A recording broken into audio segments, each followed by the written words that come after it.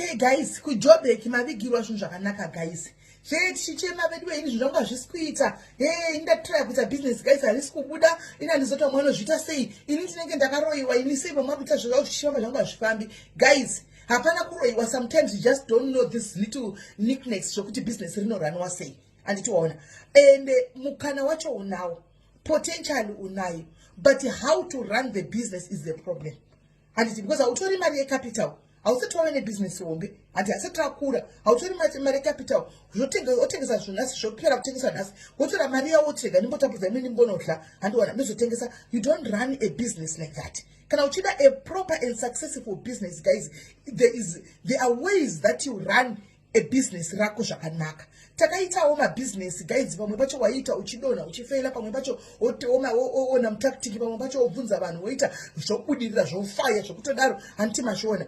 So business rine zvarinoda kuti udzidze kuti uite uchibvunzawo vamwe. Anditi saka right kuJohannesburg kuMidrand anditi kune business expo iriko guys. Kune business expo iripo. I'm going to put the flyer pamusoro up antika mona. Please be part and parcel of it all. If you know that you want to open a business, if you know that you've got a business, if you know that you are selling something, can I get a business? I am not talking of somebody and a building and a shop zombe, Uber pans. No, selling from the comfort of your own house. Uchi take such whatever you take sanga be maru gaiwayo, antika shingabe hembe za kutenge saizozo, ungabe urana wa uri kuita iwowo, anti maona, ungabe kutengesa mabhurugwa kana mapendi kana kutengesa mvura kana mafreezes, anti you are a business person. Utori businessman, uri business woman. And I am talking to you. Iwewe. Wakantaisa. Unutengesa real premium spices. Chero. Unogadzira msoro. Unaita ma makeup. And iwe utori business woman. Go and learn how to be successful in your business. Kujobeki kune business expo change iriko anditi irikuitwa. Please kubva kuseni kusvikira maskati ese. It's free of charge. Go there, showcast what you are selling. Anditi urikutengesa dovi, urikutengesa ma braids, urikutengesa zvaunotengesa hembe. Take your stuff. Antika bata namba dzipa musirapa, tell them antika tikubva kwa SIS MELLY tikuda kuya kuzotengesa zvinhu zvedu kushowcast. Go there and showcast your things. Go there and have kune maseminar changa chitwa that day iroro. Anditi kune Zim embassy vanenge varipo. Kune ma top business people from SA and Zimbabwe vanenge varipo. Nema companies vakawanda vanenge varipo. You get to a chance to talk ne mamwe ma CEOs ema company, ne mamwe ma marketing directors emamwe ma company anenge aripo.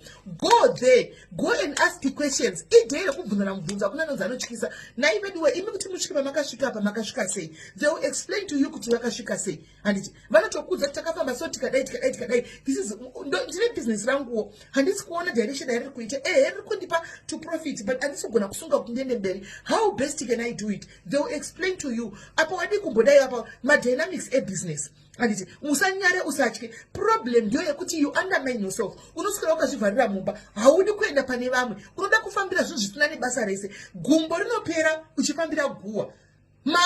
Muromo unopera zvigumbo zvinopera zvinokutaipa zvinhu zvisina basa zvemakuwa. Heuna mukana webusiness kuti uite mari. Guys, vanhu vakutsvaga mari kudzoko. People are looking for money. All even the content creators that you see, they are looking for money. Don't forget that's Facebook and Zimbabwe. You won't see a lot when about to concentrate lives because the people have got lives after this social media. And so mukanacho ushiripo, just go there to Midrand. And also go and sell your things. Go and showcase your things. Go and hear. And it's free of charge. Free of charge. Kuenda kunonzwa.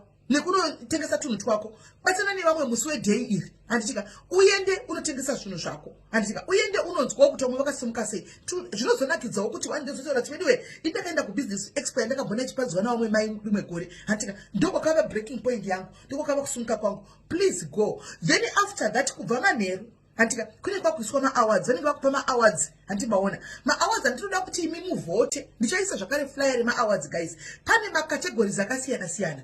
Iwewe just go and nominate unofungidzira kuti anoqualifya pakategori yaunenge waisa hantika as long as vari mukati memakategori anenge akanyorwa ipapo they qualify hantika and make sure kuti mozovhota.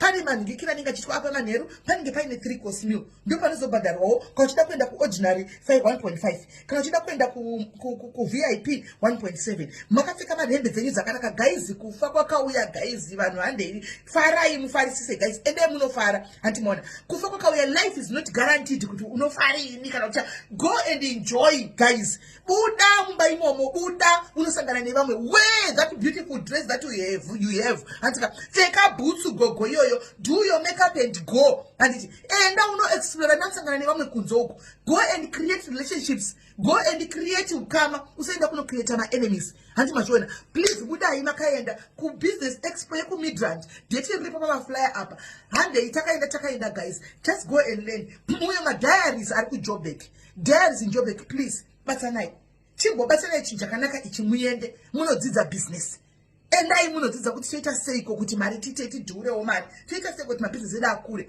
toita se ende uchitodzidza uchinotengesa futi zvinhu zvako you never know vane masim products vanhu vari kutsvaga nyimunyoro vanhu vari kutsvaga nzungunyoro vanhu vari kutsvaga ndo mukana wekuti uchinda unotengesa guys chisumukai nehuwandu guys takananga pabusiness expo anditika yekuJohannesburg nevari kuZimbabwe kune yekuZimbabwe iri kuitwa anditika simukai madiaries makananga kuZim business expo anditika zvese zviri pamaflyer ari pamusoro apo anditi mongoteverera guys mudina ndiriko ndokwandainoshayina ini ndinoda zvebusiness guys ini ndiri munhu anda zvebusiness ini ndakakunda ndichingwavha ndichita zvebusiness guys nanhasi I'm still business minded anditika kutoshanda handizvioni ndichitorasta nguva yakareba guys nokuti ini ndiri munhu webusiness very soon ndinenge ndakutotanga kutomhanya netunhu twangu ndichinomhanya ndiri paground netunhu twangu ndo zvatinongoda because ndo zvatinoziva isi ndo zvatakajaira tiri vakadzi vanogona kushanda hatisisi simbe dzevakadzi hande tinodzidza how to make money guys handitika please